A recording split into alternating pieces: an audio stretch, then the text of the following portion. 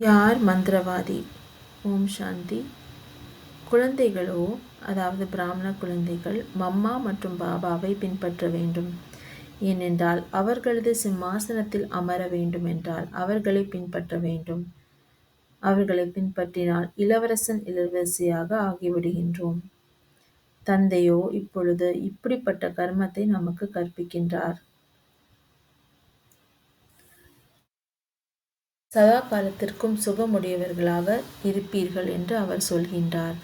ஆனால் இந்த ஆசீர்வாதங்களோ மற்றும் கருணையோ சுகம சதா ஆக்கக்கூடியவர்களாகவோ இளவரசன் இளவரசியாகவோ ஆக்க முடியாது.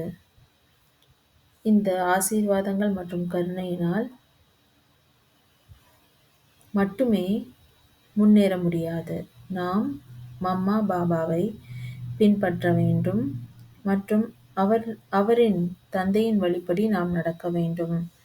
அப்படி நாம் செய்தோம் என்றால் தான் நாம் தூய்மையாகி புது உலகிற்கு சென்று விடுவோம்.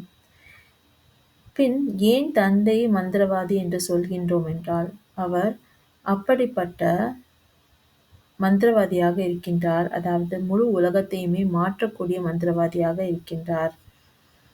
எப்படி இங்கு செம்பு பைசாக்களுக்கோ பழைய பொருட்களுக்கோ மதிப்பில்லாமல் இருக்கின்றது, அங்கோ எல்லாமே புதிதாக இருக்கும். அனைத்துமே சத்தோ பிரதானமாக இருக்கும். அதாவது சொர்க்கத்தில் அனைத்துமே தங்கத்தால் ஆனதாக இருக்கும். வைர வைடூரியங்கள் இருக்கும் மற்றும் அனைத்துமே புதிதாக மாறிவிடும்.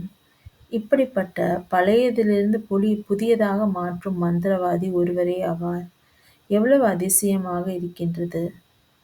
ஓம் சாந்தி.